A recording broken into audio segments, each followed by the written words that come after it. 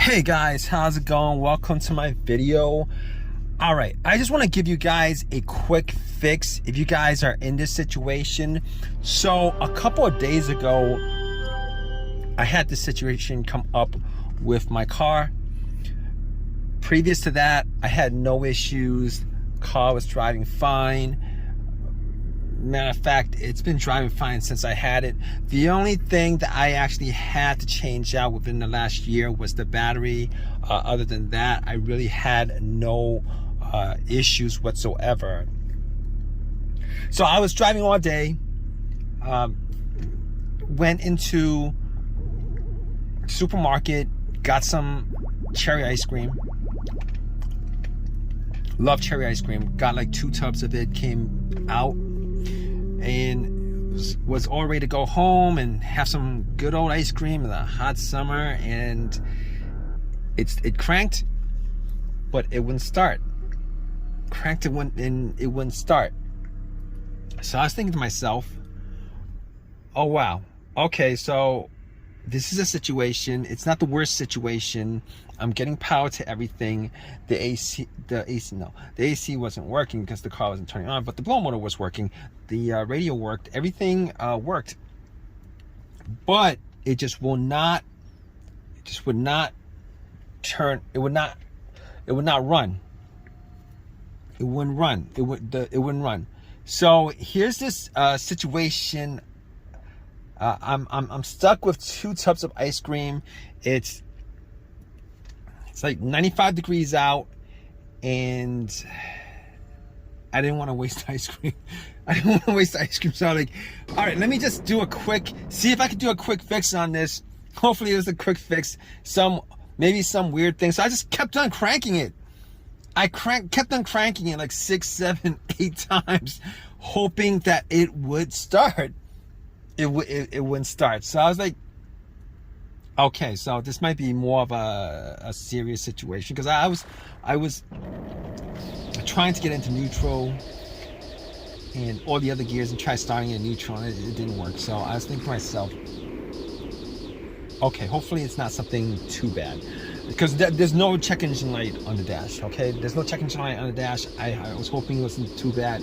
So and I specifically caught there was no check engine light on the dash. Didn't see any kind of red check engine light on the dash. So I was like, okay, all right, let's get to the battery and see if there's any issue with the battery, because it was changed out 6 months ago. Normally batteries last for 4 years, and it shouldn't go out within 6 months, within a year. So I was thinking to myself, hopefully it's something that's kind of simple. Maybe there's a little corrosion on the terminals. Maybe it wasn't tightened. Maybe there was some play on the terminal. So I was like, okay, got to the battery and everything looked good. The terminal looked good. It was tight. I wiggled it. It wouldn't wiggle. As far as I could tell, there was no corrosion on the terminals whatsoever. And I did also make sure to check the negative line that went to the frame, make sure it's connected, make sure it's no corrosion, etc. And I was like, okay. Now I couldn't be 100% sure that it wasn't the battery. All the cranks that I was hearing were strong cranks. Now normally if the battery's kind of weak, I would hear like a weak crank, but I cranked it up like 8 times, and every single time it seemed to be really strong. So I was like, let me check this out further. Maybe I'll just turn on the lights, the headlights, and see if it's bright. And the headlights were bright. So I was like, here's the problem. All right, the battery seems to be good. Now, obviously at this point, I'm thinking 99% sure it's not the battery, like 99% sure it's not the battery. But I was thinking to myself, what if it could be the battery? You know, because I gotta get this ice cream home. What if it could be the battery? All right, because it's 90 degrees out and there's no AC. All the windows are down. Ice cream is melting. And I'm thinking to myself, all right, I do have a jumper pack. One of those no-codes that I got from Walmart. Like when I had that battery issue, about a year ago. So I hooked it up. It was 75% loaded. Turn on. Try to start the car. Same thing. Nothing. No. It was a crank. No start. Same strong crank. No start. So I at that point I ruled out the battery 100%. 100%. I ruled it out. So basically, I got back in my car, really hot, and I was thinking, I gotta throw out this ice cream. It's like, I'm like 15 minutes into this hot weather, got ice cream. It's gonna be melted within like 40 minutes. That's what I was thinking, all right? It was pretty soft, So I was like, maybe I should eat this ice cream. Maybe I just eat some of it and then throw some of it. But I'm getting off track right now. But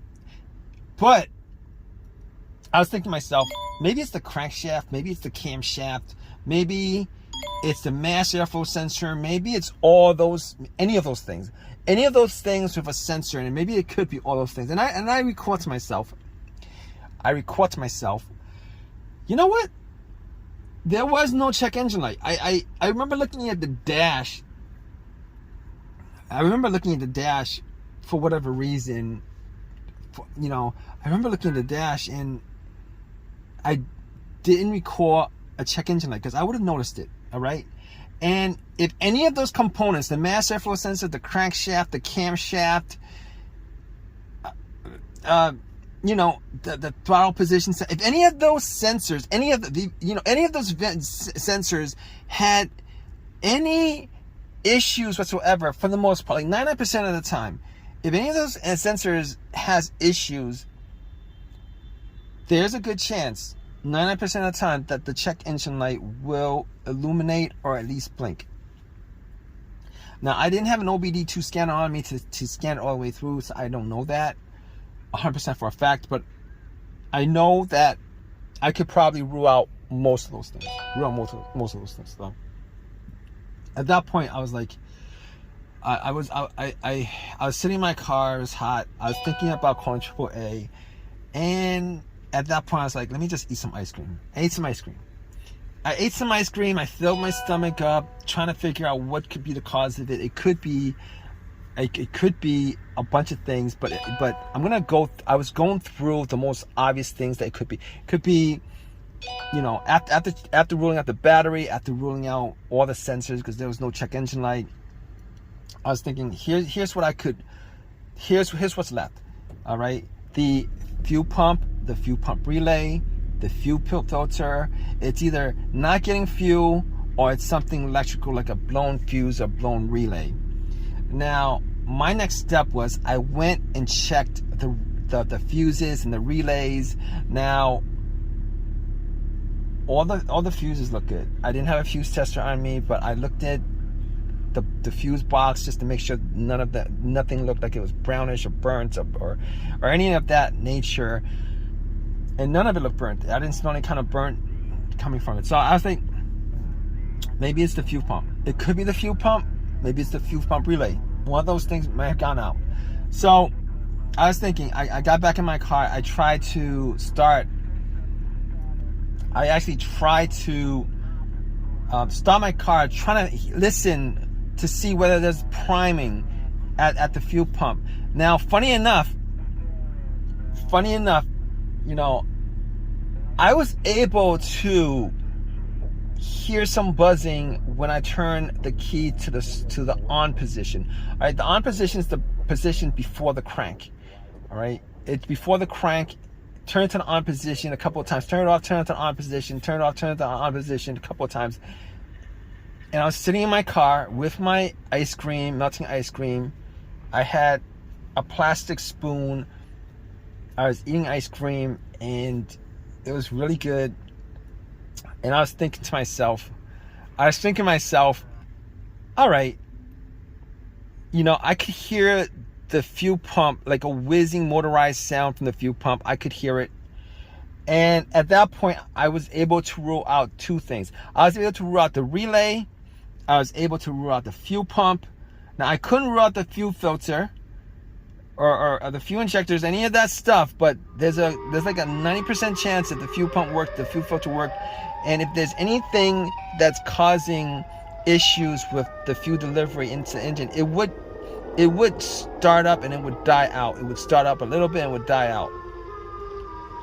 So I was able to rule all those things out.